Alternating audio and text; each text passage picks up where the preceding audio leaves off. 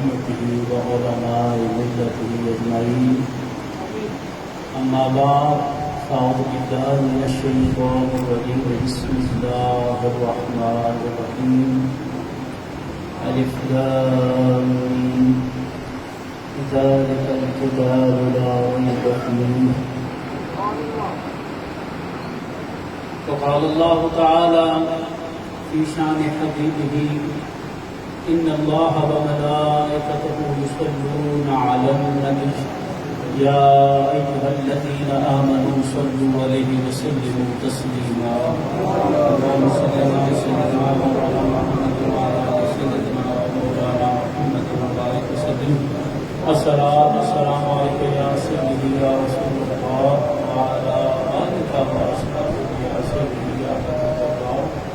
مولاي صل وسلم دائما أبدا على حبيبك خير الخلق كلهم. يا رب بالمصطفى بلغ مقاصدنا واغفر لنا ما مضى يا واسع الكرم. جب بھی ذکر سلطان مدینہ آیا، جب بھی ذکر سلطان مدینہ آیا، ماہ خورشید کے ماتھے پہ پسینہ آیا. عقل کو لذت عرفان محمد، عقل کو لذت عرفان محمد نہ ملی صلی اللہ علیہ وسلم. عقل کو عرفان لذت عرفان محمد صلی اللہ علیہ وسلم نہ ملی، عشق کے ہاتھ یہ نایاب خزینہ آیا. جو لوگ رسول اللہ صلی اللہ علیہ وسلم سے محبت کرنا چاہتے ہیں، حضور کی شان کو دیکھنا چاہتے ہیں، تو وہ عقل کے گھوڑوں کو باندھ کر عشق کی سمندر میں جب غوطہ-زن ہوتے ہیں، جب عشق کے سمندر میں ڈوبتے ہیں، تو پھر ان کو عرفان محمدی صلی اللہ علیہ وسلم نصیب ہو جاتا ہے. میں آج کی اس بابرکت رات کی نسبت سے چند معلومات آپ کو کرتا ہوں. ایک آج ختم قرآن مجید ہے، اس حوالے سے ایک دو باتیں عرض کرنی ہیں، اور ایک حضور مولا کائنات حیدر کرات علی المرتضیٰ شیر خدا رضی اللہ تعالیٰ عنہ، آپ کا اس سے بات گزرا ہے، آپ کا یوم وصال گزرا ہے 21 رمضان المبارک کو. اس حوالے سے بھی ایک بات عرض کروں گا. سب سے پہلے میں نے جس آیت کریمہ کی تلاوت کا شرف حاصل کیا، اس میں سورہ بقرہ کی ابتدا حروف مقطعات سے ہے. حروف مقطعات کے بارے میں مفسرین نے یہ لکھا ہے کہ یہ اللہ اور اس کے رسول کے درمیان راز ہے. تو اس کا لیکن بعض بڑے مفسرین نے اس کی تفسیر بھی فرمائی ہے. میں اس کی تفسیر بھی کر دیتا ہوں، ترجمہ بھی کر دیتا ہوں. الف سے مراد اللہ، لام سے مراد جبرائیل، اور میم سے مراد محمد صلی اللہ علیہ وسلم. اب سمجھ میں تو آتی ہے کہ الف سے اللہ بنتا ہے، میم سے محمد صلی اللہ علیہ وسلم بنتا ہے، لیکن لام سے جبرائیل کیسے بنتا ہے؟ تو عرب شریف کے سرداروں کا یہ اصول تھا کہ جب جہاں سرداروں کا ذکر آتا، عرب کے بڑوں کا ذکر آتا، تو ان کے نام کا پہلا حرف، اور اگر کہیں غلام کا ذکر آ جاتا تو اس کے نام کا آخری حرف کا ذکر کر دیا. تو معلوم یہ ہوا کہ رب کے نام کا پہلا حرف، اور رب نے اپنے حبیب کو مالک کائنات بنا کر بھیجا ہے، اختیار دے کر بھیجا ہے، سردار بنا کر بھیجا ہے، سید بنا کر بھیجا ہے. اس لیے آپ کے نام نامی کا پہلا حرف میم، اور جبرائیل علیہ السلام جو فرشتوں کے سردار ہیں، وہ میرے آقا دو جہاں محمد مصطفیٰ صلی اللہ علیہ وسلم کے در کے غلام ہیں. تو رب تعالیٰ نے ارشاد فرمایا ذالک الکتاب لا ریب فیہ، یہ وہ کتاب ہے جس میں کوئی شک نہیں ہے. اب صرف اس بابرکت رات ختم قرآن کریم کے حوالے سے میں صرف آپ کی خدمت میں جو باتیں دو عرض کرنا چاہتا ہوں، وہ اس کا مقصد یہ ہے کہ ہمارا تعلق قرآن کریم کے ساتھ مضبوط ہو جائے. ہمارے سینوں میں عشق قرآن کریم، رب کے اس کلام کی محبت پیدا ہو جائے، اور ہمیں قرآن کریم کی جب محبت نصیب ہوگی، محبت کے صدقے میں ہمیں عرفان نصیب ہوگا، معرفت نصیب ہوگی، اور جس کو قرآن سمجھ آ گیا پھر ان کو قرآن کریم پڑھنے کا لطف آتا ہے۔ پھر مولا کائنات حیدر کرار کی ذات ہو تو وہ قرآن ایسے پڑھتے ہیں کہ آپ گھوڑے کی ایک رکاب پر ایک قدم رکھتے ہیں، اور جب آپ کا دوسرا قدم گھوڑے کی دوسری رکاب پر پہنچتا ہے آپ قرآن کریم کو مکمل کر لیتے ہیں۔ یہ وہ لوگ ہیں جنہیں عرفان کلام اللہ ملا ہے، جنہیں قرآن کریم کا عرفان ملا ہے، جو جب قرآن نماز میں تلاوت فرماتے ہیں تو پھر تیر پاؤں میں لگا ہو اور درد سے نکلتا نہ ہو، جب نماز میں قرآن کریم کی تلاوت کر رہے ہوتے ہیں حضور حیدر کرار، تو آپ کا وہ تیر نکالا جاتا ہے، آپ کو اس کا احساس بھی نہیں ہوتا۔ تو ہمیں یہ دل میں سوال تو پیدا ہوتا ہے کہ وہ کیسے قرآن پڑھا کرتے تھے کہ جب وہ قرآن کریم ان کی زبان پر جاری ہوتا تھا تو پھر ان کو کسی بات کا اور خیال نہیں رہتا تھا۔ حضرت جنید بغدادی رحمۃ اللہ تعالیٰ علیہ، آپ کے زمانے کے اندر مسجدیں، کیونکہ آپ کو پتا ہے کہ پرانے وقتوں میں مسجدیں اتنی خوبصورت نہیں ہوا کرتی تھی، سادی ہوا کرتی تھی، تو عیسائیوں نے اعتراض کیا۔ فقہ حنفیہ کا یہ اصول یاد رکھیے کہ فقہ حنفی کے اندر اتحاد کا دروازہ کھلا ہے، وقت کی ضرورت کے مطابق فقہا جو ہے اس کے اندر تبدیلی کرتے ہیں، آسانیاں پیدا کرتے ہیں لوگوں کے لیے قرآن و سنت کی روشنی کے اندر۔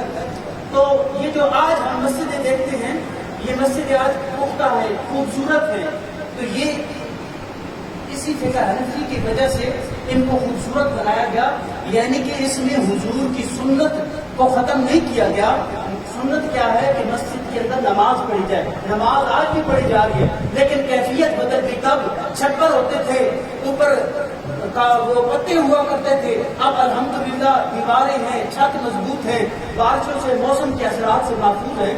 تو عیسائی نے اعتراض کر دیا، عیسائی کہنے لگا تم لوگوں کی مسجدیں دیکھو کیسی، یہ تم خدا کے اپنے رب کی عبادت کرنے آتے ہو اور یہ خدا کا گھر تم نے کیسا بنا رکھا ہے۔ ہمارے کلیسا کو دیکھو، سامنے کلیسا تھا، کلیسا کی طرف اشارہ کر کے کہنے لگا دیکھو وہ سامنے کلیسا ہے، کتنا عالی شان ہے، کتنا خوبصورت ہے، تمہاری مسجد اس کے مقابلے میں کچھ نہیں ہے۔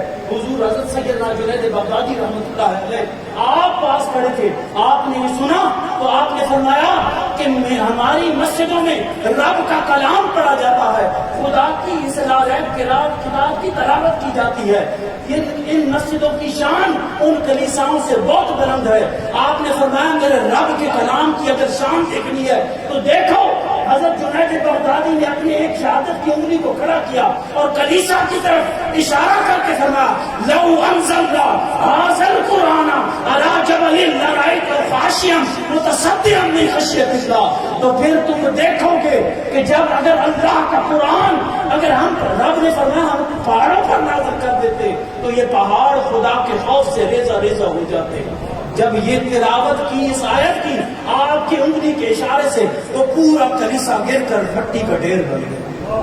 آپ نے فرمایا تم ہمارے مسجد کا مقابلہ کرتے ہو، ہمارے مسجد میں جس رب کا کلام پڑھا جاتا ہے میں نے صرف اس کی ایک آیت پڑھی ہے، تمہارا کلیسا اس کو برداشت نہیں کر سکا، زمین بوس ہو گیا۔ یہ قرآن کریم کی شان ہے۔ اللہ رب العزت نے ہمیں اصول بتا دیا، بس سمجھنا یہ ہے جو بات میں آپ کو سمجھانا چاہتا ہوں کہ ہم نے قرآن کریم سے اپنا تعلق مضبوط کیسے کرنا ہے۔ مضبوط تعلق تب ہوتا ہے جب ہمیں اس کی سمجھ آنی شروع ہو جائے۔ اللہ رب العزت نے ارشاد فرمایا ذالک الکتاب لا ریب فیہ، یہ وہ کتاب ہے جس میں کوئی شک نہیں، ھدی للمتقین، اس میں یہ سراپا ہدایت ہے۔ لیکن یاد رکھنا ہدایت کے لیے شرط یہاں پر لگا دی گئی، اس میں ہدایت تو ہے لیکن صرف کن کے لیے؟ اہل تقویٰ کے لیے، متقین کے لیے ہے۔ جو اہل تقویٰ ہیں صرف وہی سے ہدایت پا سکتے ہیں، باقی سے کوئی ہدایت نہیں پا سکے گا، کیونکہ یضل بہ کثیرا ویہدی بہ کثیرا، کئی لوگ جو ہوں گے جو اس کو پڑھ کر گمراہ ہو جائیں گے، جن کے دل صاف نہیں ہوں گے، جن کے باطن گندے ہوں گے، جب وہ قرآن پڑھیں گے تو فرمایا وما یضل بہ الا الفاسقین، ہم نہیں گمراہ کرتے سوائے ان کو جو فاسق و فاجر ہیں. اور فرمایا یہاں پر صرف ہدایت کس کے لیے ہے؟ اہل تقویٰ کے لیے. اہل تقویٰ کی 6 نشانیاں یاد رکھنی ہیں. ہم نے اپنے اندر وہ نشانیاں پیدا کرنی ہیں کہ یہ نشانی اگر یہ بس ہم سے پیدا ہو گیا، یہ اوصاف پیدا ہو گئے تو ہم قرآن کریم کو اچھے طور پر سمجھ سکیں گے اور پھر ہمارا شمار کن میں ہوگا. اللہ رب العزت نے فرمایا یضل بہ کثیرا ویہدی بہ کثیرا، یہدی بہ کثیرا، اس سے کئی ایسے ہیں جو ہدایت پا جاتے ہیں. اگر ہم نے ہدایت والا بننا ہے تو ہمارے لیے ضروری کیا ہے کہ ہم اپنے اندر یہ 6 صفات پیدا کر لیں. وہ کیا ہے؟ نعرہ تکبیر، نعرہ رسالہ، نعرہ رسالہ، نعرہ رسالہ. اللہ رب العزت نے کیا فرمایا؟ یہ کتاب ہدایت ہے، اس میں کوئی شک شبہ نہیں ہے، اس سے فائدہ صرف اہل تقویٰ اٹھائیں گے. هدى للمتقين الذين يؤمنون بالغيب ويقيمون الصلاة ومما رزقناهم ينفقون والذين يؤمنون بما أنزل إليك وما أنزل من قبلك وبالآخرة هم يوقنون. یہ 6 نشانیاں بیان کر دی گئی قرآن کریم کے اندر. آسانی کر دی ہے. اگر تم چاہتے ہو کہ تمہارا شمار اہل تقویٰ میں ہو، متقین میں ہو، تو یہ 6 نشانیاں اپنے اندر پیدا کرنا. پہلی نشانی کیا ہے؟ پہلا وصف کیا ہے؟ جو متقی ہوتے ہیں وہ ایمان بالغیب، وہ غیب پر ایمان رکھتے ہیں. فرشتے ہم نے نہیں دیکھے، ہم نے اللہ کو نہیں دیکھا ہے. جتنے انبیاء پہلے گزرے ہیں ان کو نہیں دیکھا ہے. ہم نے تو اپنے آقا کو جہاں صلی اللہ علیہ وسلم کو بھی نہیں دیکھا ہے. سب پر ایمان لانا یہ فرمایا اہل تقویٰ کی نشانی ہے. پھر دوسری فرمایا کہ یہ نماز قائم کرتے ہیں. یہ نماز کیا کرتے ہیں؟ قائم کرتے ہیں. نماز قائم کرنے کا حکم دیا گیا. اور پھر فرمایا اللہ کی راہ میں اپنا جان مال خرچ کر دیتے ہیں. جو کچھ رب نے انہیں دے رکھا ہے نا، یہ خدا کی راہ میں خرچ کرتے ہیں. اپنی جان کو بھی خرچ کرتے ہیں اور اپنی مالوں کو بھی اللہ کی راہ میں خرچ کر دیتے ہیں. اور پھر فرمایا یہ رسول اللہ میرے نبی کی سنت پر عمل پیرا ہوتے ہیں، میرے نبی کی سنتوں کو اپناتے ہیں. اور پھر فرمایا کہ پہلے رسولوں اور نبیوں پر ایمان لاتے ہیں. اور آخری نشانی کیا ہے؟ فرمایا اور یہ کس پر ایمان رکھتے ہیں؟ یہ آخرت پر ایمان رکھتے ہیں. فرمایا یہ 6 تم ایمان، یہ 6 اوصاف پیدا کر دو، پھر پڑھو قرآن تو پھر دیکھو تمہیں کیسا مزہ آتا ہے. پھر قرآن پڑھنے کا مزہ آئے گا، تمہیں قرآن سنانے کا مزہ آئے گا. پھر بابا فرید الدین گنج شکر رضی اللہ تعالیٰ عنہ کی زبان کی جو تاثیر تھی، جو زہد الانبیاء جن کا لقب تھا، شیخ کبیر جن کا لقب تھا، وہ سورہ فاتحہ پڑھتے ہیں، بچوں کو کنکریاں دم کر کے دیتے ہیں. جب مٹھی کھولتے ہیں تو وہ کنکریاں شکر بن جاتی ہے. دوسرے روز بچوں نے خود سورہ فاتحہ پڑھ کے دم کی، لیکن وہ کنکریاں رہی، وہ پتھر رہے. غلاموں نے سوال کیا حضور کل آپ نے بھی تو الحمد شریف پڑھی تھی، لیکن یہ پتھر نہیں رہے، یہ شکر بن گئی تھی. آج یہ بچے وہی دم کر رہے ہیں لیکن یہاں پر وہ بات نہیں بن رہی. فرمایا کہ فرید الدین کی زبان کی تاثیر کہاں سے رہی؟ جن کی زبانیں خدا کے ذکر سے تر ہو جائیں، جن کے سینے خدا کے ذکر سے دھڑکتے ہوں، پھر جب وہ بولتے ہیں، جب ان کی زبان پر قرآن جاری ہوتا ہے تو پھر لو انزلنا کی آیت پڑھتے ہیں تو کلی سے زمین بوس ہو جایا کرتے ہیں. تو یہ 6 صفتیں جب ان میں پیدا ہوتی ہیں تو رب ان کی شانوں کو یوں بڑھا دیتا ہے. پھر رب یہ فرماتا ہے کہ کوئی اور نہ اعلان کرے، میں رب ہو کے اپنے بندے کا اعلان کروں گا. اولئک علی ھدی من ربہم، یہی وہ لوگ ہیں جو اپنے رب کی طرف سے ہدایت پانے والے ہیں. رب فرماتا ہے یہ بابا فرید الدین گنج شکر، یہ خواجہ شاہ سلیمان توسوی، یہ رسول اللہ کے غلام قیامت تک آنے والے جو رسول اللہ اور حضور کے خلفائے راشدین کی سنتوں پر عمل کریں گے، جو حضور کو کا عشق کو اپنے سینے میں جگہ دیں گے. یہ لوگ، ان کا اعلان خود رب قرآن میں فرماتا ہے کہ یہی وہ لوگ ہیں جو اپنے رب کی طرف سے ہدایت پر ہیں. وَأُولَٰئِکَ هُمُ الْمُفْلِحُونَ، اور یہی وہ لوگ ہیں جو رب کی طرف سے ہدایت پانے، فلاح پانے والے ہیں. کتنی بڑی بات ہے کہ رب خود ارشاد فرماتا ہے کہ یہ فلاح پانے والے ہیں. قربان جاؤں، میں نے پچھلے دنوں درس تصوف کے واقعہ بیان کیا تھا. نعرہ تکبیر، نعرہ رسالہ، وہ فلاح پانے والوں کی بات ہے جو فلاح پا جاتے ہیں نا، جو رب کے قرآن کو اپنے سینے میں، جہاں سینے میں سجاتے ہیں، جن کے سینے روشن ہو جاتے ہیں، جن کا تعلق اپنے رب سے جڑ جاتا ہے، جب وہ قرآن پڑھتے ہیں تو وہ ہم کلام ہوتے ہیں اپنے رب کے ساتھ، اور جب وہ نماز پڑھتے ہیں تو ان کا رب ان سے ہم کلام ہوتا ہے۔ اسی طرح کی ایک ہستی حضرت خواجہ خدا بخش خیرپوری رحمۃ اللہ تعالیٰ علیہ، آپ کا لقب خاص ہے محبوب اللہ۔ آپ حضرت خواجہ حافظ جمال اللہ ملتانی رحمۃ اللہ علیہ کے خلیفہ ہیں، خلیفہ اعظم ہیں۔ آپ کا جنازہ بھی آپ نے پڑھایا، خیرپور ٹامے والی میں آپ کا مزار اقدس ہے۔ حضور قبلہ عالم غریب نواز خواجہ نور محمد واری رحمۃ اللہ علیہ سے 2 سلسلے چلے، سلسلہ سلیمانیہ اور سلسلہ جمالیہ۔ ایک حضور پیر پٹھان سے چلا، ایک حضرت حافظ جمال اللہ ملتانی رحمۃ اللہ علیہ سے چلا۔ یہ حضرت حافظ جمال اللہ ملتانی کے خلیفہ۔ آپ کے گھر کے پاس ایک کنواں تھا، واقعہ بڑا دلچسپ ہے، آپ نے غور سے سننا ہے۔ فلاح والوں کا ذکر آیا نا، ان کا ذکر کرتے چلے کہ فلاح والے کیسے ہوتے۔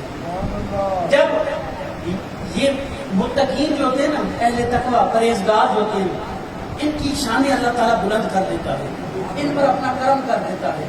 تو وہ گھر کے پاس ایک کنواں تھا، وہاں لوگ پانی بھرنے آتے تھے۔ ایک ہندو عورت تھی، وہ بھی آتی، اس کی چھوٹی سی بچی بھی ساتھ آیا کرتی۔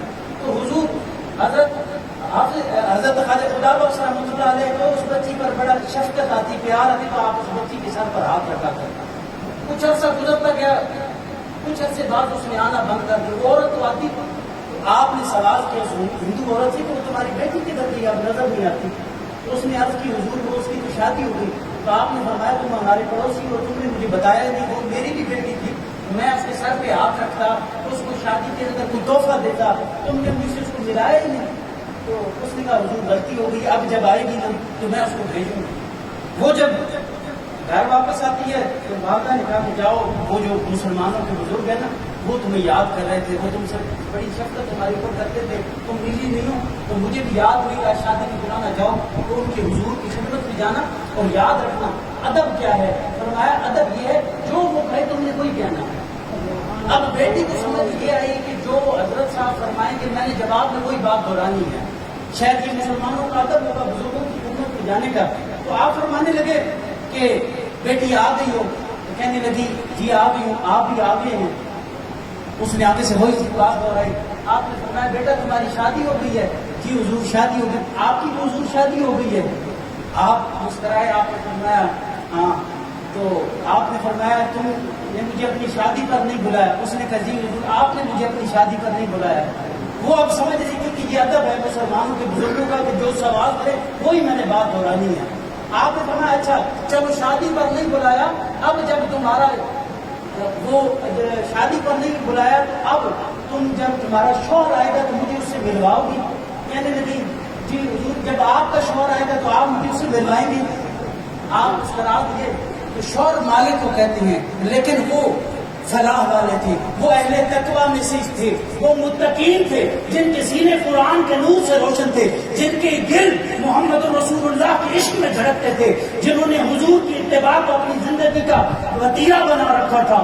آپ نے جب یہ بات سنی تو آپ پر کیفیت تاری ہوگی کہ اس نے کہا کہ جب آپ کا مالک آئے گا تو کیا آپ مجھے ملائیں گے؟ آپ نے کہا بیٹی تو بعد میں کیوں ملتی ہے، یہاں سودا نقد ملتا ہے۔ اپنے گلے سے رومال اتار کے اس بچی کے سر پر ڈالا، جیسے ہی سر پر رومال آتا ہے بچی بارگاہ رسالت محمد صلی اللہ علیہ وسلم میں آتی ہے۔ حضور کے رد حوالے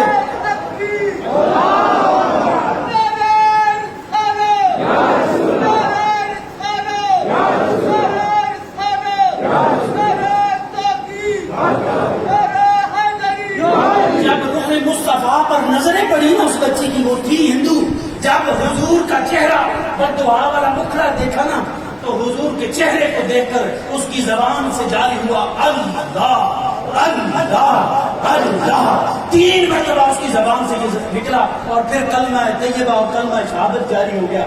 آپ نے اپنا رومال اٹھایا تو پھر وہیں بیٹھی تھی، کہنے لگی حضور آپ نے مجھے کلمہ تو پڑھا دیا اور دیدار بھی کروا دیا، مجھے مدینے والے سے بھی ملوا دیا، ان کی بارگاہ سے میں فیض یاب بھی ہو گئی، لیکن اب لوٹ کر جاؤں گی خامد، گھر والے مجھے لان کام کریں گے۔ فرمایا ہم اللہ کے محبوب کے غلام ہیں، ہم اگر تجھے اس بارگاہ تک پہنچا سکتے ہیں تو پھر رب نے ہم پہ یہ کرم کیا ہے، جو تجھے دیکھے گا وہ بھی کلمہ پڑھے گا۔ وہ بچی گھر کی طرف گئی، پہلی نظر والدہ کی پڑتی ہے، دیکھ کر کہتی ہے سبحان، اس کی زبان سے پہلا لفظ یہ نکلا سبحان اللہ، چہرے پر کتنا نور ہے، اشہد ان لا الہ الا اللہ واشہد ان محمد رسول اللہ۔ پہلی مرتبہ دیکھتے ہی کہ زبان پہ کلمہ جاری ہوگا، اس ایک دن کے اندر 22,000 لوگوں نے اس عورت کے چہرے کو دیکھ کر کلمہ پڑھا۔ یہ کیا خیر پرتانے والی کا واقعہ ہے۔ خواجہ خدا بخش رحمۃ اللہ علیہ جو رسول اللہ کے در کے غلام ہیں، جو سرکار دو عالم کے در کے منگتے ہیں، یہ ان کی شان ہے، تو پھر میرے آقا کی شان کیا ہوگی؟ یہ شان ہے خدمت گاروں کی، سرکار کا عالم کیا ہوگا؟ تو میں نے عرض کیا یہ متقین کی شان ہے۔ اللہ نے یہاں پر متقین کے اوصاف بیان کیے ہیں۔ اہل تقویٰ کی ایک شان، ایک میں نے مثال آپ کو دی ہے، بس اب حضور مولا کائنات کی بارگاہ میں حاضری پیش کر کے اپنی بات کو ختم کرتا ہوں کہ یاد رکھیے گا، آپ کہیں نہ کہیں سب مرید ہیں، اکثریت کی روایت میرا شریف کے ہوں گے، ورنہ کسی آستانے سے اکثر ہم منسلک ہوتے ہیں۔ ہماری یہ سعادت ہے کہ اللہ کے ولیوں کے ہاتھ پہ ہاتھ رکھ کے ہم توبہ کرتے ہیں، رب کی بارگاہ اپنی جانوں کو، اپنے نفس کو بیچتے ہیں کہ حضور آج کے بعد یہ دل آپ کے حوالے کرتے ہیں، ہم اپنی مرضی نہیں، اب اپنے پیر کی مرضی پر چلیں گے، جو آپ اللہ رسول کا راستہ بتائیں گے ہم اس پر چلیں گے، یہ عہد کرتے ہیں۔ پھر کچھ لوگ بھول جائیں تو پھر یہ ان کا قصور ہے، اور جو یاد رکھیں پھر ان پر اللہ رب العزت کرم فرماتا ہے، ان کی سینوں کو بھی کھول دیتا ہے، ان کی نگاہوں کو بھی کھولتا ہے، ان کے دلوں کو بھی کھول دیتا ہے۔ حضور مولا کائنات حیدر کرار رضی اللہ تعالیٰ عنہ، آپ کا واقعہ کہ حضور نبی رحمت صلی اللہ علیہ وسلم جب معراج پر تشریف لے گئے، میں مختصر کر کے یہ واقعہ عرض کر رہا ہوں کہ سرکار کو ایک فلم، ایک بہت خوبصورت محل دکھائے گا۔ حضور نبی رحمت صلی اللہ علیہ وسلم نے جب محل دیکھا تو آپ اس میں تشریف لے گئے، پوچھا یہ کس کے لیے؟ فرمایا آپ کے لیے۔ جب محل کے اندر تشریف لے گئے، ایک خوبصورت صندوق تھا، صندوق کو جب آپ نے کھولا تو صندوق کے اندر ایک خوبصورت لباس، ایک خرقہ پڑا ہوا تھا، اس خرقہ کو خرقہ ولایت کا نام دیا گیا۔ آپ کو یہ عطا کیا گیا، رب نے ارشاد فرمایا میرے حبیب جب آپ جائیں تو اپنے غلاموں کو بلا لینا، اپنے 4 یاروں کو بلا لینا، سوال میں بتاؤں گا، جواب بھی میں بتاؤں گا۔ سوال کرنا ہے کہ اپنے یاروں سے پوچھنا ہے، کہ اپنے غلاموں سے پوچھنا ہے کہ اگر یہ خرقہ ولایت میں تمہیں دوں تو تم کیا کرو گے؟ تو جب کوئی یہ جواب دے گا تو تم نے یہ اس کو عطا کرنا ہے۔ سرکار دو عالم صلی اللہ علیہ وسلم نے غلاموں کی مجلس میں بیٹھے، حضور سیدنا صدیق اکبر کو بلایا، صدیق اگر یہ خرقہ ولایت میں آپ کو عطا کر دوں تو آپ کیا کریں گے؟ آپ عرض گزار ہوئے، یا رسول اللہ صلی اللہ علیہ وسلم میں آپ کی امت میں صدق کو عام کر دوں گا، سچائی کو عام کر دوں گا۔ آپ نے فرمایا اجلس مکانک یا ابا بکر، اے ابو بکر اپنے مکان اپنی جگہ پر بیٹھیے۔ پھر حضرت عمر فاروق رضی اللہ تعالیٰ عنہ کو بلایا، آپ سے پوچھا، عرض کی حضور عدل انصاف قائم کر دوں گا معاشرے میں۔ فرمایا آپ بھی بیٹھیے۔ حضرت عثمان غنی کو بلاتے ہیں، پوچھا بتاؤ عثمان تم کیا کرو گے؟ عرض کیا یا رسول اللہ میں حیا عام کر دوں گا، آپ کی امت کی آنکھوں میں حیا پیدا ہو جائے گی۔ آپ نے فرمایا آپ بیٹھ جائیے۔ حضور مولا کائنات حیدر کرار علی المرتضیٰ شیر خدا رضی اللہ تعالیٰ عنہ کو بلایا، پوچھا علی آپ بتائیں آپ کیا کریں گے؟ عرض کی یا رسول اللہ جو آپ کے امتی ہوں گے نا گناہگار، ان کے گناہوں کے اوپر پردہ پوشی کیا کریں۔ سرکار نے فرمایا میرے رب نے مجھے یہی جواب دیا تھا، علی اس ولایت کے خرقہ کے حقدار آپ ہیں، آپ کو یہ ولایت کا میں لباس عطا کرتا ہوں، آپ نے میری امت کے گناہگار جو ہوں گے ان کے عیبوں کے اوپر پردہ ڈال کے رکھا۔ تو پتہ لگا کہ ولایت کی شرط گناہ کسی کے عیبوں کو چھپانا ہوتا ہے۔ حضور مولا سیدنا عثمان غنی رضی اللہ تعالیٰ عنہ نے حضور کی دعوت کی۔ آخری بات سنیں اور میں اپنی بات کو مکمل کروں۔ آپ نے دعوت کی حضور نبی رحمت صلی اللہ علیہ وسلم کی، تو آپ کے پاس رب تعالیٰ نے دنیاوی مال و دولت سے آپ کو بڑا نوازا تھا، تو آپ کا اکثر مال و دولت اسلام کی خاطر ہمیشہ حاضر رہتا تھا۔ تو حضور سید عالم صلی اللہ علیہ وسلم کی دعوت کی، یا رسول اللہ صلی اللہ علیہ وسلم میری دعوت کو قبول فرمائیں۔ سرکار نے فرمایا عثمان ہم نے آپ کی دعوت قبول کی، یاروں کے ساتھ چلے تو دیکھا کہ حضور عثمان غنی سرکار کے قدموں پر نظریں گاڑے ہوئے، حضور چلتے ہوئے حضرت عثمان کے گھر آ رہے ہیں، اور حضور سیدنا عثمان غنی رضی اللہ تعالیٰ عنہ کی نگاہیں حضور کے قدموں پر ہیں.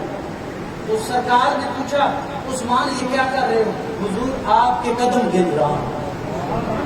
عثمان میرے قدم گن کر کیا کرو گے؟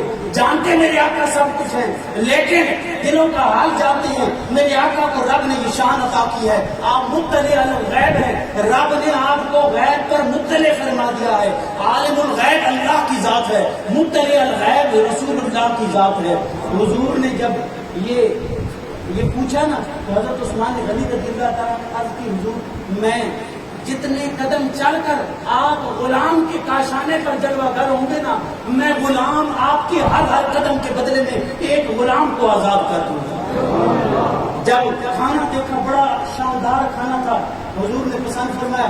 حضرت مولا کائنات کے دل میں خیال پیدا ہو گیا کہ حضرت عثمان غنی نے بھی دعوت کی ہے تو میں بھی دعوت کروں. گھر جاتے ہیں، حضور سیدہ طیبہ طاہرہ خاتون جنت سلام اللہ علیہا حضرت سیدہ فاطمہ الزہرا رضی اللہ تعالی عنہا آپ کو فرمانے لگے حضور حیدر کرار فاطمہ سرکار کی دعوت کی ہے عثمان نے اور بڑے کھانے پکائے ہیں. میں علی کا دل بھی کرتا ہے میں آقا کی دعوت کروں، لیکن گھر میں تمہیں پتا ہے کچھ بھی نہیں ہے. علی کے گھر میں اگر ہوتا تھا تو مانگنے والے دروازوں پر آ جاتے تھے. حضور مولا کائنات کے ابھی زبان پہ بھی نہیں لگتا تھا. آپ اپنے رب کی رضا کی خاطر جو پڑا ہوتا تھا وہ بھی اٹھا کر خدا کی راہ میں دے دیا کرتے تھے. رب نے ان صفات سے حضور مولا کائنات کا قرآن کریم میں ذکر کیا ہے.